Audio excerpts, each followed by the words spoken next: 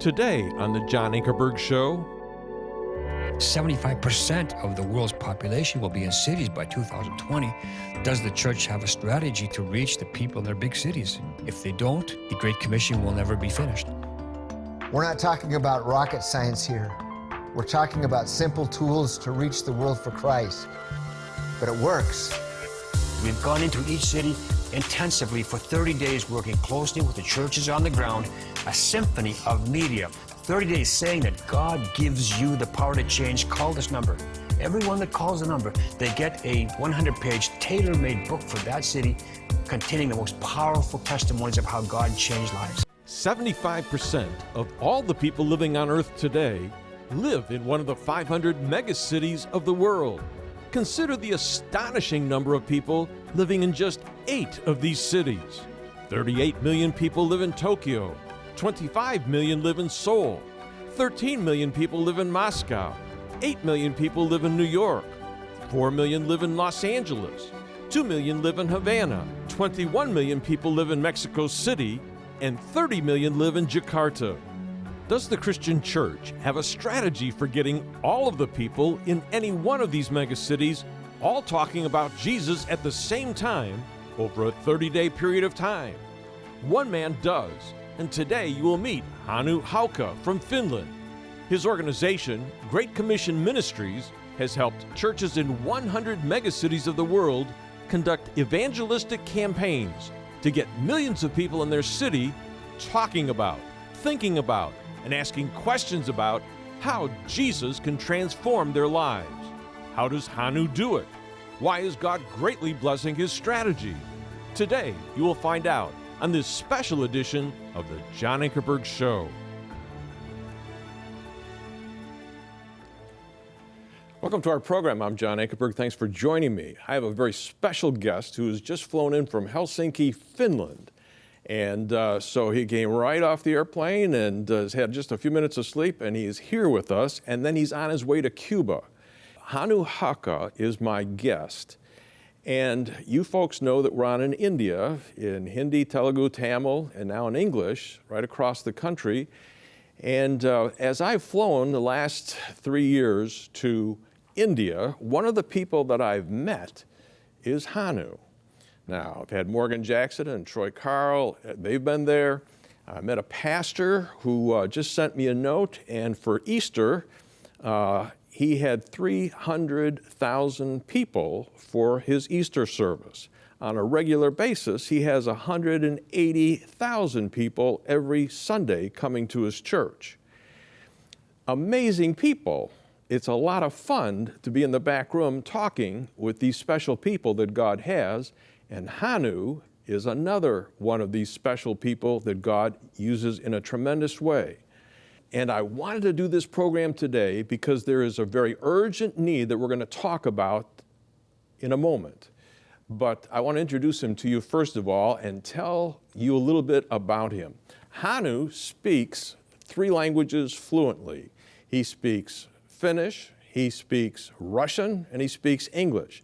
And Hanu, I'm going to ask you to greet our folks in Finnish and then Russian, and then translate it in English for us. Mm-hmm. Okay, in Russian it's «Дорогие друзья, вы смотрите программу John Ankerberg Show. Если вы имели вопросы, касающиеся Бога, то эта программа для вас». Okay. And in Finnish. So, hyvät ystävät, tervetuloa katselemaan tätä ohjelmaa, jonka nimi on John Ankerberg Show. Jos teillä on kysymyksiä Jumalasta ja hänen olemassaolostaan, tämä ohjelma on teitä varten. All right, now we go into 200 countries, but for all of our English-speaking people, tell us what you just said. I just said welcome to the John Ankerberg Show, and if you've ever had questions about the existence of God, this program is for you. Terrific. Now, I want to tell the folks, you were born in Finland, you grew up in Canada, and then you did something that was very unusual. Tell me about that. Yes, I was married in the atheistic superpower called the Soviet Union way back under Leonid Brezhnev when he was the leader of that country. Yeah, so born in Finland, grew up in Canada, and you get married in the Soviet Union. I want to show the folks how working in the Soviet Union as a Christian, what you devised and what God did with you. And it was absolutely amazing. I want you folks, we're going to show you just a short clip. I want you to watch this clip, and it'll tell you what Hanu, how he first got into the ministry. Watch. The roots of the ministry go back to the 1970s when a young Canadian, Hanu Hakka, married a Soviet Christian dissident named Laura, and they began work in shortwave radio ministry, broadcasting the gospel in Russian back into the USSR from Finland. Although there was no way to broadcast television into the Soviet Union, Hanu and Laura still felt compelled to develop a Russian TV ministry. So they bought one videotape machine to create a translation of a Bible cartoon series into Russian. A miracle took place when Soviet state TV called them to request the program for broadcast across all 11 time zones of the USSR. As a result, over 1 million responses came in the mail from all over the Soviet Union. Many of today's church leaders in Russia credit this Bible cartoon series as their first exposure to the gospel. Now, Hanu, you were surrounded by 1 million letters that you got from people in Russia by showing this program that you translated yourself. And, I mean, you had to be surprised. And I think the post office told you, instead of having just a post office box, you needed what? We needed a post office, and they said, you take all these letters, and they were containers of letters. You take them all to your office, you sort them, and you just bring back the ones that don't belong to you. They were in panic mode in the Moscow postal office. Mm-hmm. Now, God opened that door for you because Channel 1 actually came to you and asked if they could show this. Mm-hmm. You couldn't have done this in 100 years by yourself. No. God spurred those folks to come over and say, we want to show this, and they showed it right straight across Russia. And then those little dots that people saw, these were people that came to know the Lord and people that eventually went into the ministry in Russia. Yes. Now, off of that miraculous beginning, then God started to give you a strategy. You started thinking about how to reach the big cities across the world. Mm-hmm. How many big cities across the world, mega cities, do we have? There are about 500 mega cities in the world today which have a population of 1 million people or over. And we've been able to reach 100 cities to date in the last 13 years. Yeah. You've done 100 what we call mega city outreaches, which we're going to show them. And we're going to do a little clip here that will show you what a mega city outreach is, how they do it, and why God is using this in such a great way. So I want you to watch this clip right now, and this will explain a lot of things. Watch. The eventual collapse of the Soviet Union in 1991 opened more doors to take the gospel to Russia. Churches could now operate freely, and many new church congregations were born. But the greatest opportunity came at the dawn of the 21st century. You know, in 2003, we came to a point where we started to ask ourselves serious questions, and we started to ask the churches on the ground in Russia, in the big cities, serious questions about how we were doing, how we were faring with the Great Commission. We said, if Jesus really meant what he said when he said, go ye into all the world and preach the gospel to all, to all peoples and all nations, how are we faring? How many are you reaching? How many visit your churches, and how many people come in contact with your ministries in the course of 1 year? Some of the churches says, well, we have maybe 10, 20, maybe 30, 40 non-Christians would visit our church services during the course of a year. Some churches says, well, maybe 100. Some of the dynamic churches would say, well, maybe 1,000 people. We asked the question, well, what about the 995,000 other people who never come in touch with the church? Did Jesus not mean them as well? And so the churches and the pastors will say, yeah, we have a problem here. Where we said, okay, let's get together, let's pray. Let's devise a strategy to reach the 1 million residents of this city over a course of 30 days, effectively, so that they will know what Jesus Christ, what God's Son, Jesus Christ, is offering them. That's how this whole thing started. We utilized all the media for 30 days. That is primetime television, secular TV, radio, billboards, mega screens, outside mega screens, public transport system, outside of buses, newspapers, flyers into homes, everything we could get our hands on. We did it for 30 days to impact the city. It was saturation. All the advertising that takes place over the course of 30 days has a call-in number. So we direct all the traffic to a call center, and we receive tens of thousands of telephone calls, tens of thousands of families that are struggling with problems that are very real, breakup of the family, 4 million children on the streets, meaning 4 million homes at least, according to official statistics, that are just broken, where the children are not even at home, and we think the real figure is probably double, if not triple that. There's a huge problem in Russia. 40% of the male population struggling with alcohol, and God comes into this picture saying, I will give you the power to change through my son, Jesus Christ. This book, God Gives You the Power to Change, it's been printed in up to about 10 languages now, but the main language, of course, is Russian. We'll have over 1 million books in print and distributed by the time, many of the people see this program. Following the end of a megacity media saturation evangelism campaign, the churches on the ground go into high gear with follow-up. It's a time when thousands of people are led to Christ through one-on-one visitation. Now, folks, you can tell that that clip was made way back when. And what eventually happened? How many cities did you go to in Russia? We reached a total of 40 of the biggest cities in Russia, actually, reaching 70 million people through these megacity media saturation campaigns together with the churches on the ground. And you used a lot more than just 1 million books. How many did you eventually use in Russia? We ended printing 5 million copies of this book for distribution. What's in the book? The book has, it showcases dynamic transformation stories of how Jesus Christ has changed the lives of people. You have star power, as they say in America, in some of those stories. Then you have just the regular people that have been alcoholics or drug addicts, and they have come to faith in Christ and have been liberated, freed from their addictions. And then you also have the 4 spiritual laws, which is a very clear ABC on the first steps to new life in Jesus Christ. All right. Now, in history, the pendulum swung open. I can remember the first time I heard that the Soviet Union was opening and they were asking for 500,000 Bibles, and I said, that's a lie. I don't think that's even true. But it was true. God opened the door, and all of a sudden, Russia was open. And you took advantage of that. You did all of these megacities campaigns inside of Russia. But then as history goes on, leaders change, politics change, and the pendulum has swung the other way. And now Russia is considered what? Well, Russia today changed dramatically last year in July when President Putin signed a new law severely restricting the missions activity of the churches on the ground across the nation. And so now we have received a desperate plea from the churches saying, please give us more of these evangelistic tools. They want 1 million new books as soon as possible, because we know that the doors are closing in Russia, and we have a limited window of opportunity to deliver what they have begged us for, so that they can continue to do what they need to do to reach their nation for Jesus.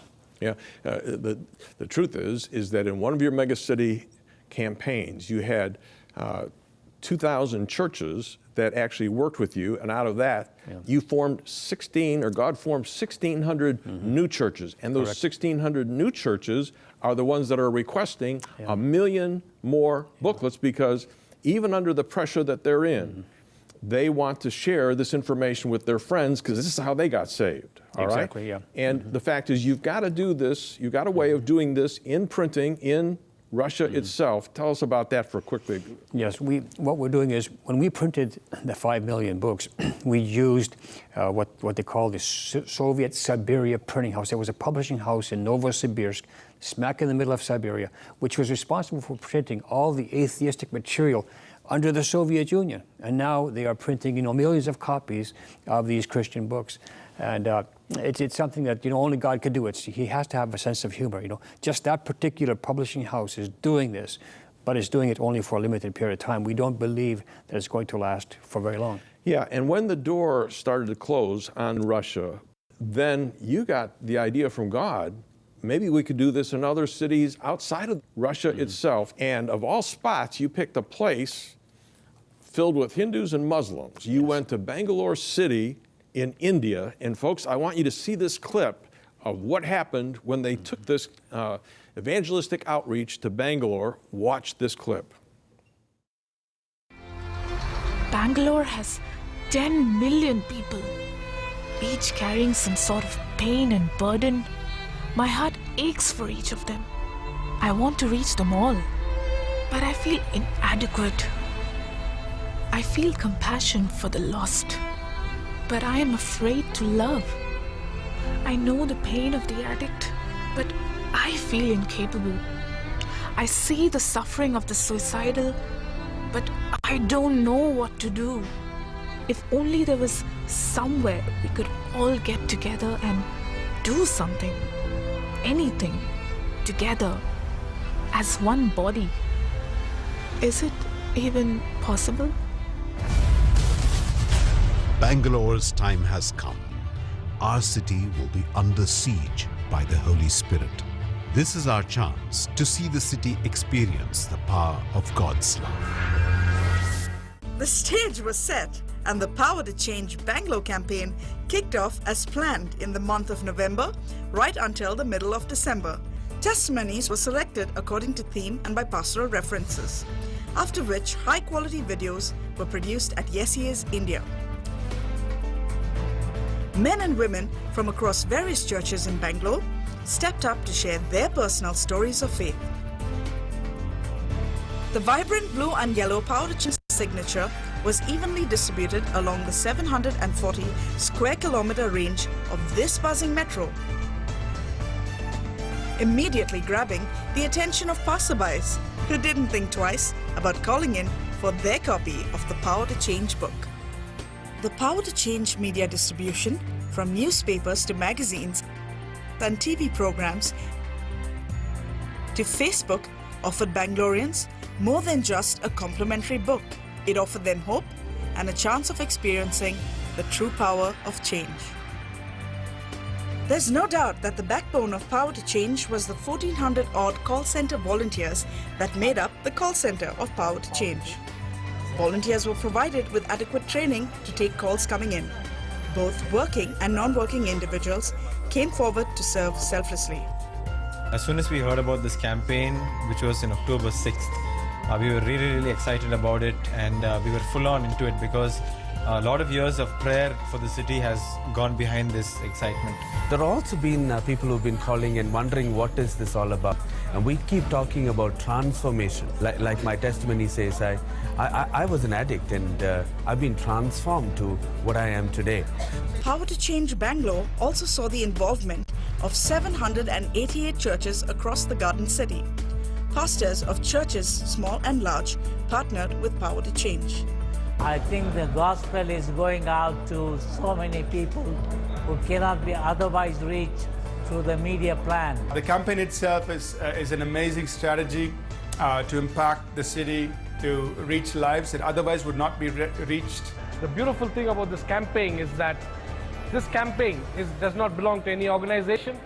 It has just two agendas. One, the superstar is Jesus Christ, and the second is that the local churches will grow. Never in the history of the city, or for that matter, any other city, that we hear of such a campaign that completely, for 30 days, brings the message of the gospel and the saving grace of Jesus Christ so powerfully through 15 testimonies and 15 stories of people whose lives have been transformed. And the campaign is just not about the media. It's not about going and giving the book. Yeah, that's part of the campaign. But the real work starts after the book is given to the caller.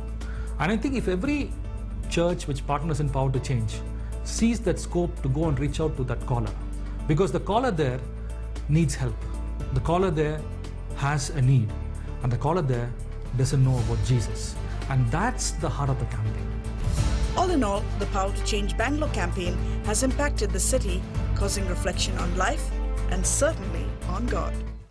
Hanu, we're just giving a glimpse of what you are doing in these mega city campaigns. It's really amazing. What were the results of Bangalore City in India?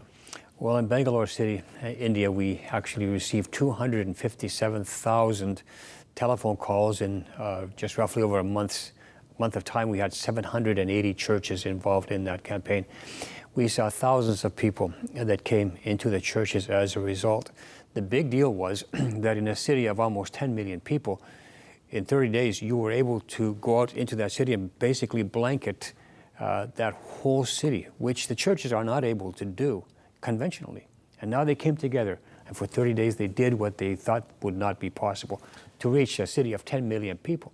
Yeah, and every one of those phone calls that came in meant that people were requesting a book, and you had the church members in those churches take a booklet and visit those people. Yes. And then they would have a chance to witness to them, to lead them to the Lord, or then they would call and say, how did you like the book when you read it? And Correct. the book was these testimonies of people in their city, in their culture, talking about how Christ had transformed them. Now, you've also, after, how many of these campaigns have you done? We've already done 100 plus cities. Mega to date. City Crusades. Yes. All right, and you just recently went to Cuba, and you had one in Havana, but it encompassed the whole country. How many people were in Havana? Havana has a population of just over 2 million people, and we had almost 400 churches involved in Havana, and they reached out to their city in about 45 days. We had over 100,000 people contacted one-on-one on the streets of Havana because of the volunteers from the churches. 60,000 people requested the book that can change their lives, the 8 stories in this case that could change their lives forever. And at last count, when I talked to one of the bishops of a big denomination, he said, according to our count, we already have 16,000 new people in our churches. And that was about a month ago. 16,000, and you're leaving here and you're going right down to Cuba now to check up. And the follow-up goes on for 1, 2 years, 3 years some, because it's a series of phone calls that you have with the people checking up. They visit them, they give them the booklet, they read the booklet, then they check up by calling them, how'd you like the booklet? And oh, by the way, we've got a gift for you, and you send them a DVD, and again, you have a visit, and the DVD is actually the Jesus film, and then after they've seen the Jesus film, you call them again. So there's many opportunities for the people to accept Christ. But what I like is you're not having a big stadium where you're asking the people to come to the stadium to hear one guy like Billy Graham, but you are actually putting up on everything that's moving in that city a poster where they can call in. And actually, when they call in, the book is brought to them. So they can stay in their homes and it's brought to them. I love this idea. And you do it in their culture and their language. And how many booklets do we need for Cuba? Because you have a desperate need there. Well, the churches, they received 150,000 books. That was the key tool for leading all these people to a living faith in Jesus and just to be able to reach out to the city. Now they want another 150,000 books. They said 500,000, but I said, well, let's take another 150,000 first. There are logistical problems also involved. But 150,000 is urgently needed today in Cuba. Yeah, now we're going to try to raise some money for these books, the ones in Russia immediately, and for Cuba immediately. But can you imagine that God is doing this in Cuba? Now, folks, I've got to tell you that when I've been in India, and I've been talking with Hanu, what we eat there, and we meet in America, for 3 years, I've told you that there's been somebody that wanted me to come on in Finland in television in prime time. This is the guy. And so now we've just started, but why did you want the John Ankerberg show for Finland, for Sweden, for Denmark, for Norway? Well, first of all of Europe, not to mention Northern Europe, is a very post-Christian, very secular, humanistic society. Northern Europe, Scandinavia, Norway, Sweden, Finland, Denmark are even more so. 80% of the people in most of our countries, they don't even believe that there is a God. And we know that the John Ankerberg show addresses this very issue. If you have doubts about whether God exists or not, then this is the program that you need to watch. And so we want to have maximum exposure for the John Ankerberg show in all of our Scandinavian countries. And I know that our nations are dying spiritually unless we can somehow inject a vibrant faith back into their hearts. Now, folks, I'm happy to report that a few weeks ago, we began broadcasting in Finland. We're already seeing people respond. But today I intended to show you our brand new series that will take you through the entire book of Revelation in 9 weeks. But when Hanu called me and told me that 1,600 new churches in Russia are requesting 1 million books, yet at the same time the doors are quickly closing in Russia, I wanted to help him before the doors in Russia close completely. In addition, he told me that in Havana, Cuba, right now pastors have already met one-on-one with over 100,000 people seeking Christ. And 55,600 people are in follow-up at the present moment. Further, 16,000 people have received Jesus in just the last 6 weeks. But they've run out of books. and they are urgently in need of 150,000 more books for these folks. These books are powerful tools because they feature people that are well known in each city where a megacity evangelistic outreach is conducted. People who are sports stars, well-known businessmen, film stars, and music stars give their testimonies of how Christ transformed their lives. These books also feature common people who have problems with alcohol, drugs, or broken families, and they tell how Christ has given them the power to change. The plan of salvation is clearly presented in each book. You know, when Hanu conducted megacity campaigns in Russia, 1,600 new churches were started. And these are the people that are requesting 1 million more books so that they can give them out to family members and friends. Folks, if you would like to help provide these Power to Change books for people seeking Christ in either Russia or Cuba, there are 5 ways that you can help. First, if you'll give a gift of $30, your gift will provide 45 books for either Russia or Cuba. Second, if you'll give a gift of $100, you can provide 150 books. For a gift of $500, you can provide 750 books. For a gift of $1,000, you can provide 1,500 books. And for a gift of $5,000, you can provide 7,500 books. And when you call, would you please tell us where you want your gift to go? Books for people in Russia will be printed in Russian. Those in Cuba will be printed in Spanish. And I'm asking you to help us provide books for these dear people today. If you will help us, please call us right now at 1-800-805-3030. That's 1-800-805-3030. And you can call that same number any day this week, 24 hours a day. Or you may also go to our website at jashow.org, where we have a secure place for you to give your gift. Folks, the need is really urgent, and I will appreciate your help very much.